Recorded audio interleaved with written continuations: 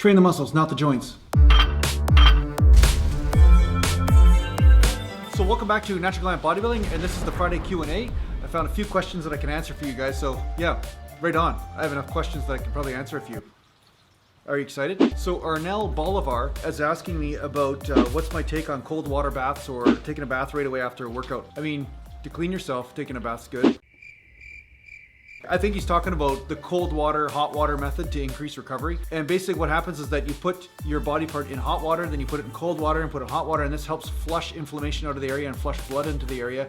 And it's supposed to increase recovery. Now, do I have any experience in this field? No, I haven't ever used this technique besides taking a hot shower after the gym. But I have done this before bodybuilding shows. Say I did cardio the day before I have to step on stage. Sometimes I will take a cold shower to reduce the inflammatory response under the skin. So that way I'm not getting any water retention or edema under the skin when I'm on stage, right? So I have actually done that.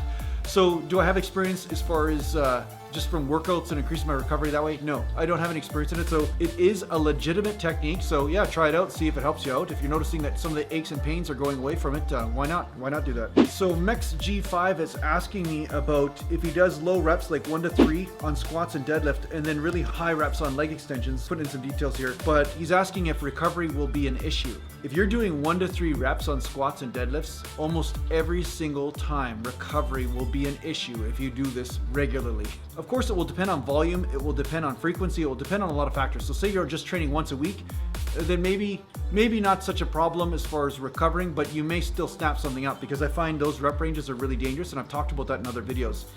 I think 1 to 3 rep sets are pretty much stupid most of the time. Unless of course you found out that you're genetically built for that and somehow you get results from it. If it works for you, then I'm not telling you don't do it, just do it then.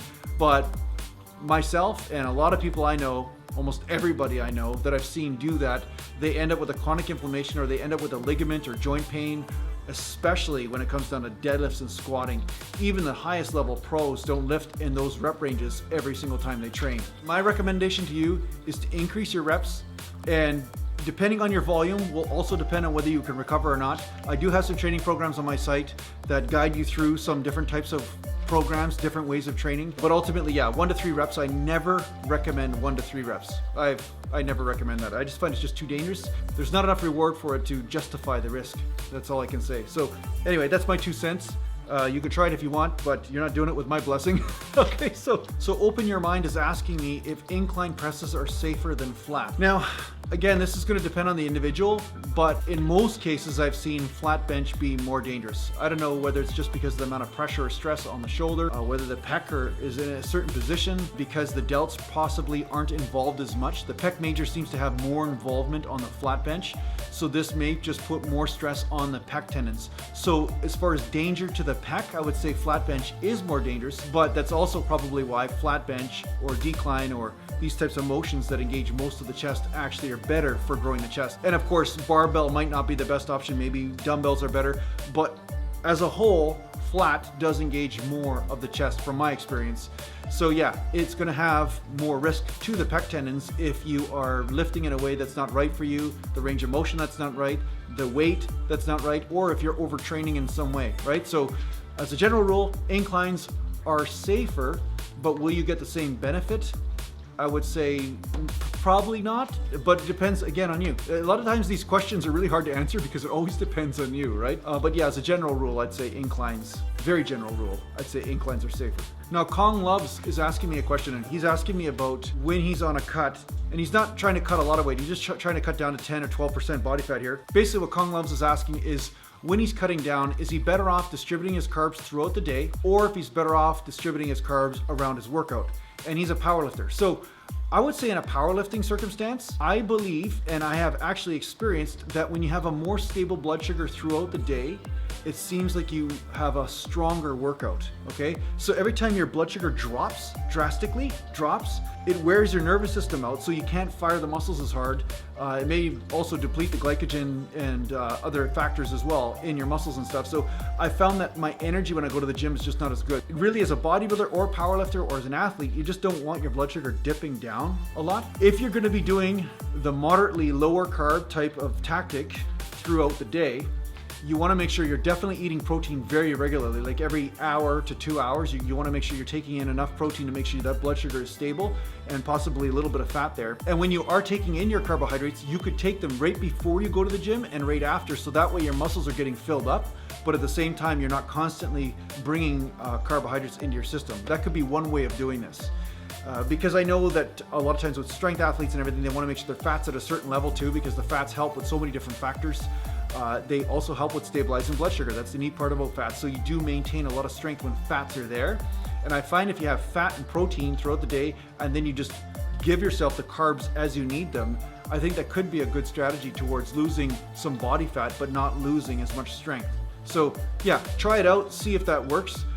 Again, individuals are all different, but I think that that could work. I think that might be a good strategy to try that out. So let us know how that goes, Kong Loves. So Jason Gaddy Genova is asking me a question about dieting. And he's saying when he's dieting down, he lowers his calories and he always feels like shit. He always feels like his muscles flatten out, like he loses muscle, and he looks like he doesn't even lift weights basically by the time he's done his diet. And it's important to actually realize here what this guy's doing and what he said. He said he's actually lowering his calories. And whenever you just lower calories across the board, then I found it's very hard to maintain muscle mass that way. So I don't find that lowering calories as a whole is the right idea, because just starving yourself is inevitably just going to get your body to eat your own muscle tissue first and then the fat stores second. So what you want to do is feed the muscle stores like crazy, but reduce the amount of foods that you eat that feed the fat stores, right? And you want to increase your frequency of food because you don't want to have so much that your body feels the need to pack a lunch. You know, it feels the need to store food for later. That's why the frequent eating works. In my experience, starving yourself doesn't work because you're losing a lot of your metabolism, because you're losing your muscle mass. So ultimately what you want to do is feed the muscle all the time. Now, your body stores energy, okay? And it stores it through fat stores. So you never want to give it enough so that it feels it can store. But you want to give it enough that it's feeding the actual tissue, okay? So it's about distributing this food so much. So one factor you can manipulate is time. If you are eating every hour and a half to 2 hours to 3 hours, and you're eating the food that is just feeding the muscle, then it burns it up as fast as it's actually absorbing it, and then you eat again, then you're not going to be storing any body fat. But if you take in too much, so say you want to eat every 5 hours and you're just going to eat a bunch of food, your body's going to be like, okay, I got to take in all this food and I can only store so much in the muscle bellies. So anything more than that, I'm going to store as body fat. So at that point, you start to basically store some body fat from eating too much, right? Because you're basically going through periods of starvation, and then you're trying to pack a lunch. You're trying to basically pack food in your body like a camel packs water, right? That's what we call body fat. So you want to basically give the body as it needs everything. It's almost like you're hooked up to an IV. Your body is eating the food as it needs it. That's the best type of diet.